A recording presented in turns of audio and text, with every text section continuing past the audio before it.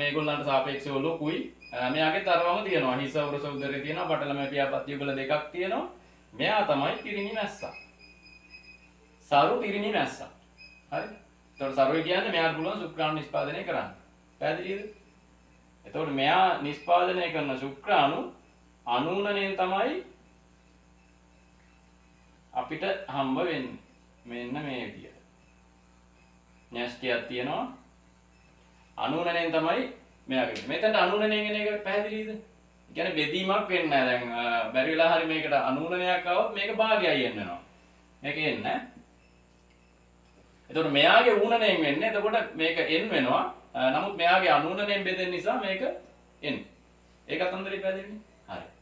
එතකොට මෙන්න මේ රැජින දාන මේ එක ඩිම්බ මම කියන්නේ වර්ග දෙකක් තියෙනවා කියලා. මේ එක වර්ගයයි මෙයා දාන මේ ශුක්‍රාණු එකතු වෙලා මෙන්න මෙහෙම දෙයක් හැදෙනවා.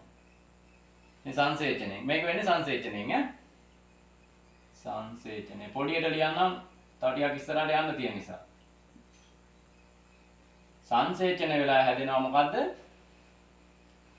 මොකද්ද? යුක්තාණුව. න්‍යෂ්ටි දෙකක් එකතු වෙනවා ඈ. මෙන්න මේ විදිහට හැදෙනවා යුක්තාණුව. යුක්තාණුව.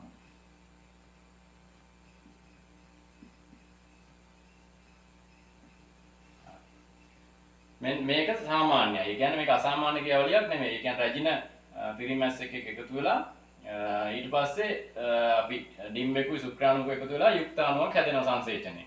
පැහැදිලිද? එතකොට මේක මොන ගුණද? එතෙන්ට ආව පැහැදිලිද? දී ගුණයි. මේක 2යි එන්නේ. හරි? ඒක තේරුණානේ? එතකොට මේ හැදෙන කෙනා 2යි එන්නේ ඈ ද්විගුණයි. හරි. ඊට පස්සේ මේක මොකද වෙන්නේ? ආය අනූනණයෙන් බෙදෙනවා. බෙදිලා හැදෙනවා. මෙතන මේ සංසේචනය නතර වෙන්නේ නැහනේ. මේක අනූනණයෙන් ඒ ටික ඔයගොල්ලන්ට කියලා දීලා තියෙනවානේ. ආයෙත් 2යි අනූනණය කියන්නේ මේකෙන් හැදෙනවා මොකද්ද? කලලයක්. පැහැදිලිද?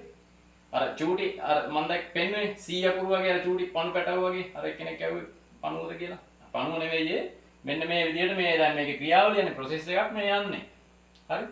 එතකොට අර මම පෙන්නුවේ අර ස්පේස් එකේ හිස් සිදුරු වල උඩ තිබුණා ඒගොල්ලෝ කැප් කරගෙන තිබ්බේ ඒවා යට තිබ්බා මේ 100 අකුරු වගේ මේ වගේ මේ කලල අවස්ථාවේ හිටිය කට්ටිය යටින් තිබ්බ බිත්තර.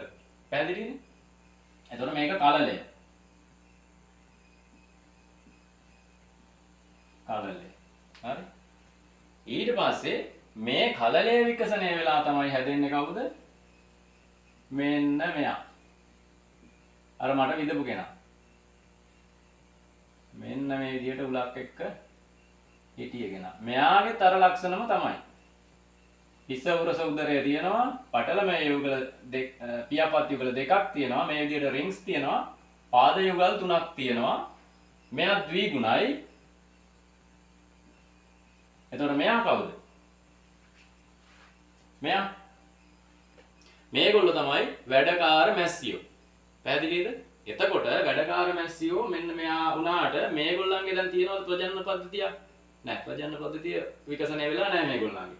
ඒක නිසා තමයි අර දුවහුවේ මේ ඔක්කොම බිත්තර දානවද කියලා? නැහැ. මේගොල්ලෝ බිත්තර දාන්න නැති හේතුව තමයි මෙයාගේ ප්‍රජනන පද්ධතියක් ඕපන් වෙලා නැහැ. ඒ කියන්නේ එයා එතෙන්ට තව එන්න ඕන. ඔයගොල්ලන්ට තියරි වල උගන්වලා ඇති සමහරට. අපෝ බලන්න මෙයාට බිත්තර දාන්න බැරි හේතුව ඔන්න ඕකයි. මෙයාගේ ප්‍රජනන පද්ධතියක් ඕපන් වෙලා නැහැ. එතකොට මෙයාට තියෙන ජනපදයේ වෙන වැඩ. දැන් අර දැක්කනේ. අර පටි වගේක් කපලා එක්කෙනෙක් කරා යනවා දැක්කා. ඊට පස්සේ පරාග අරන් එනවා දැක්කා කකුල් වල ගඳගෙන. ඒ මේගොල්ලෝ තමයි.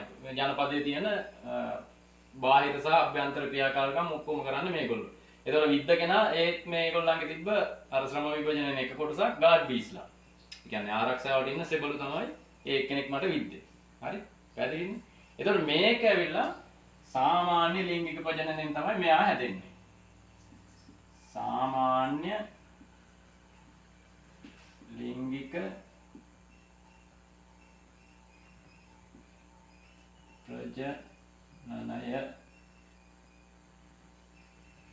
සාමාන්‍ය ලිංගික ප්‍රජනනය තමයි මෙතන ඉඳලා මෙතෙන්ට තියෙන්නේ. මෙයා හැදෙන තැනට දක්වා. ඕක පැහැදිලිද? හරි. එතකොට දැන් මේ තාම අර මේ දුහපු ප්‍රශ්නෙට උත්තරේ තමයි මේ දෙන්නේ. මේ චුට්ටක් වටයක් යන්නේ. මොකද ඕගොල්ලන්ට ආයේ මේ ප්‍රශ්නේ අහන්න ඕනේ නැහැ මේක ක්ලියර් කරගත්තාම. හරි. ඊට පස්සේ ඔන්න මේ විදිහට සාමාන්‍ය මැස්සෙක් හැදෙනවා. එතකොට මෙයාට පිටර දාන්න බැරි හේතුවක් කිව්වා. හරි. මෙයාගේ වර්ණ දේහ තත්ත්වෙත් අර විදිය දීගුණයි පටල මේ පියාපත් තියෙනවා. අර ලක්ෂණම තියෙනවා. විදින්න පුළුවන්. විතත් මම පෙන්නුවා ඉස්සෙල්ලා.